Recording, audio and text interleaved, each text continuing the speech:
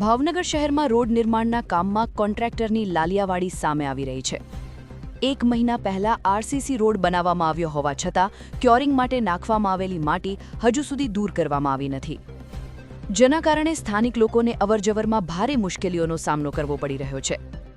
સ્થાનિકોની માંગ છે કે તાત્કાલિક માટી ઉઠાવી રોડનું કામ પૂર્ણ કરવામાં આવે અને જનતાને રાહત આપવામાં આવે। ભાવનગર શહેરમાં રોડ નિર્માણના કામોમાં કોન્ટ્રાક્ટરની મનમાની અને બેદરકારીના આક્ષેપો સતત ઉઠી રહ્યા છે। લાંબા સમયથી વિવિધ કામોમાં ગેરરીતિ અને યોગ્ય દેખરેખના અભાવને લઈને સવાલો ઉઠી રહ્યા છે। ખાસ કરીને સુપરવાઇઝરની ગેરહાજરી અને થર્ડ પાર્ટી સુપરવિઝનની નિષ્ફળતા અંગે સ્થાનિકોમાં રોષ જોવા મળી રહ્યો છે। આવો જ એક વધુ એક કિસ્સો શહેરના હાદાનગર વિસ્તારની સ્નેહ મિલન સોસાયટીમાંથી સામે આવ્યો છે। અહીં 1 મહિના પહેલા આરસીસી રોડનું નિર્માણ પૂર્ણ થયું હોવા છતાં ક્યોરિંગ માટે નાખવામાં આવેલી માટી હજુ સુધી હટાવવામાં આવી નથી। સામાન્ય રીતે આરસીસી રોડના ક્યોરિંગ માટે 7 થી 14 દિવસનો સમયગાળો પૂરતો માનવામાં આવે છે, પરંતુ અહીં 1 મહિના કરતાં વધુ સમય વીતી જવા છતાં રોડ પરથી માટી દૂર કરવામાં આવી નથી, જેના કારણે સ્થાનિક લોકોને ભારે મુશ્કેલીઓનો સામનો કરવો પડી રહ્યો છે। સ્થાનિક રહેવાસીઓના જણાવ્યા મુજબ માટીના કારણે વાહન વ્યવહાર મુશ્કેલ બન્યો છે અને લોકો માટે રોડ પર ચાલવું પણ જોખમી બની ગયું છે। એક વૃદ્ધ વ્યક્તિએ જણાવ્યું હતું કે તેઓને નમાઝ અદા કરવા જવામાં મુશ્કેલી પડે છે અને 2 વખત તેઓ પડી જતા ઇજાગ્રસ્ત પણ થયા છે। સ્થાનિક મહિલાઓએ પણ આ સમસ્યાને લઈને રોષ વ્યક્ત કર્યો છે। તેમણે જણાવ્યું હતું કે નજીકમાં આવેલી આંગણવાડીમાં બાળકોને મૂકવા અને લેવા જવામાં ભારે મુશ્કેલી પડી રહી છે, તેમજ બાળકો પણ વારંવાર પડીને ઇજાગ્રસ્ત થાય છે। સ્થાનિક લોકો દ્વારા તાત્કાલિક અસરથી રોડ પરથી માટી હટાવવા માંગ ઉગ્ર બની રહી છે। હવે જોવાનું એ રહેશે કે જવાબદાર તંત્ર આ સમસ્યાને ક્યારે અને કેવી રીતે ઉકેલે છે। ભાવનગર મહાનગરપાલિકાના રોડ વિભાગના કોન્ટ્રાક્ટરો છે તેની અવારનવાર જે રીતના ફરિયાદો સામે આવી છે, ત્યારે હાલ સ્નેહ મિલન સોસાયટી આડાનગરમાં પણ આ જ રીતના 1 મહિનાથી કોન્ટ્રાક્ટરની જે કહી શકાય કે કામગીરીની જે લાલિયાવાડી છે તેને લઈને સ્થાનિકો પરેશાન છે। કારણ કે આ વિસ્તારની અંદર જે રસ્તો બનાવવાનું કામકાજ ચાલુ છે છેલ્લા 1 મહિના કરતા વધારે સમય પણ થઈ ગયો છે। રસ્તો બની ગયો છે તેમ છતાં જે માટી છે કાઢવામાં નથી આવતી। સ્થાનિક લોકો પાસે વાત કરશું તેમની શું સમસ્યા છે। પેલા આપનું નામ? મારું નામ દીપક મલિક। દીપકભાઈ, શું કહેશો, શું સમસ્યા છે? હવે આ સમસ્યા છે, કેટલા પડી ગયા, કોકના પગ હરખા નથી હાલતા, જાવો કેમ માણસો હેરાન નથી ને કેટલા દિવસ આમ જોયા કાદવ દેખાડો લોકોને એના હરખું કરી થતા નથી।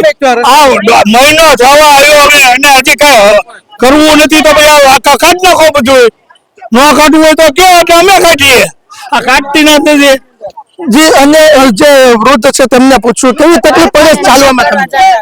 ચાલવામાં એટલી બધી તકલીફ છે ને, 5 ટક નમાજ પડવા જવા માટે 2 વખત તો પડી ગયો બરાબર। 1 મહિના ઉપરથી આમ નામ ધંધો આ રોડ બંધ હરખો કર્યો નથી ને આમ ચાલુ થતો નથી બરાબર। મારે લંગડો માણસ હાલી શકતો નથી, 2 વખત હું પડી ગયો બરાબર। હવે આ જો કાઢો ને તો 1 મહિના ઉપર થઈ ગયું છે તો વધારે સારું છે। હવે અન્ય એક મહિલા છે આપણી સાથે, એમની સાથે વાત કરશું। તમારું શું તકલીફ છે?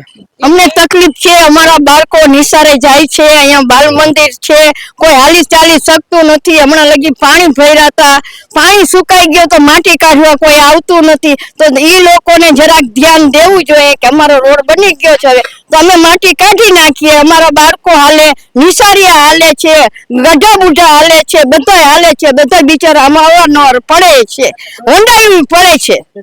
તમે શું કહેશો? મારે એવું છે, અમારે એક જુવાન અહીંયા બેન ઓફ થઈ જાય એનું મયત કાઢવું અમારે બહુ તકલીફ પડી। બધા માણસો આવે, અમારે જાહેરાત રાખવી આ તે બધું માણસોનો બાજુમાં બાલ મંદિર છે, બાલ મંદિરના બાળકો બિચારા રોજે રોજ ગંદા થઈને જાય છે ને આવે છે, નિશાળિયા બધા પડે છે અને અમારે થામું કોઈ હાલવાનું તકલીફ છે 1.5 મહિનાથી।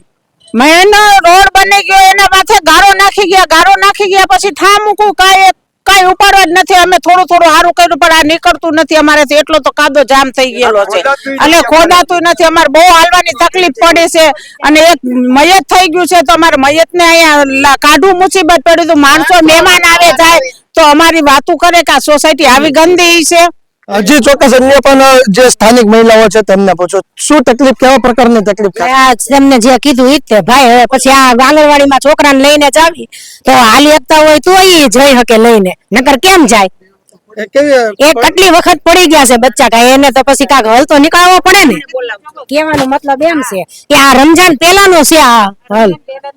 તમે ખાસ કરીને વાહન ચલાવવા કેવી તકલીફ પડે છે? વાહનમાં ગાડી સ્લીપ ખાઈ જાય છે કે અમે સરખી રીતના ગાડી બી નથી ચલાવી શકતા। અહીંયા વાહન આવું જવું બહુ મુશ્કેલી થઈ જાય છે। એટલે હાલવામાં તકલીફ પડે છે, વાહનમાં બી બહુ તકલીફ પડે છે અને પાણી બી સુકાઈ ગયું છે અને આ લોકો લેવામાં કોઈ વસ્તુ સમજતા નથી. હજી ચોક્કસ જે રીતના સ્થાનિક લોકોએ જણાવ્યું કે જે રસ્તો છે તે તમને દેખાડવા માંગીશ કે હાલ જ્યાં કાચો રસ્તો છે તે કાચા રસ્તાને કારણે તે આગળ વાહનો નથી ચાલતા, ખાડા છે, તેમજ જે ગંદકી વાળો છે તે આ રસ્તાને કારણે થઈ રહ્યો છે. ખાસ કરીને જે બાળ મંદિર છે તે બાળ મંદિરના અંદર આવતા જે બાળકો છે તે બાળકો પણ અવારનવાર પડે છે, ઈજાઓ પામે છે.